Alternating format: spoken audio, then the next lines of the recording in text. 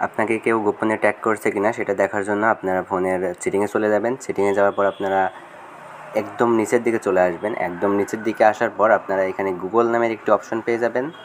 আপনারা এই গুগলের মধ্যে চলে যাবেন। গুগলের মধ্যে যাওয়ার পর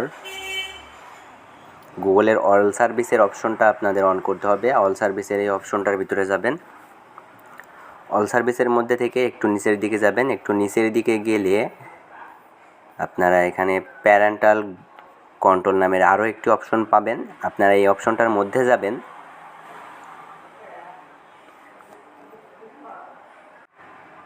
তো আমি যখন আমার এই অপশনটার ভিতরে গেলাম, আমার এই অপশনটার মধ্যে কিন্তু অপশনটা ছিল না। আপনাদের ফোনেও এমন হতে পারে যে কিছু কিছু ফোনে এই প্যারেন্টাল কন্ট্রোল এর মধ্যে অপশনটা আছে, আবার কিছু কিছু ফোনে আপনারা এই অপশনটা একটু নিচের দিকেই পাবেন।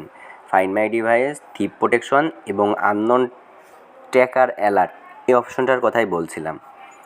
এই অপশনটা আমি এর আগে আর একটা ফোন যখন ব্যবহার করি তখন সেই অপশনটা ছিল এই প্যারেন্টাল কন্ট্রোল এটার মধ্যে।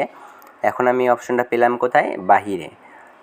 তো আমরা এখান থেকে জাস্ট এই আননোন ট্র্যাকার অ্যালার্টস এই অপশনটার মধ্যে ক্লিক করব। আপনাদের যদি এই অপশনটা এখান থেকে অফ করা থাকে আপনারা এখান থেকে অন করে নেবেন। তো আমার এটা এরকম ছিল প্রথমে, পরে আমি এটা অন করছি। তো আপনারা এখান থেকে অন করে নেবেন। অন করে নেওয়ার পর আমার নিচে কিন্তু মেনুতে বলে দিছে নো ট্র্যাকার অ্যালার্টস এবং নিচে কিন্তু স্ক্যান নাও লেখা আছে। আপনারা নিজের ফোনটাকে স্ক্যান করে নেবেন। তো এখান থেকে জাস্ট স্ক্যান নামে ক্লিক করলে স্ক্যান হয়ে যাবে। তো এই গুরুত্বপূর্ণ সেটিংটা আপনাদের কাছে ভাবলাম শেয়ার করি, তাই আর কি শেয়ার করলাম। তো আজকের এই ভিডিওটা এই পর্যন্তই ছিল। যদি ভিডিওটা উপকারে আসে তাহলে অবশ্যই ভিডিওতে একটি লাইক দিবেন, আর এমনই ট্রেক রিলেটেড ভিডিও পেতে আমার চ্যানেলটি সাবস্ক্রাইব করে রাখবেন। ধন্যবাদ সবাইকে। আসসালামু আলাইকুম।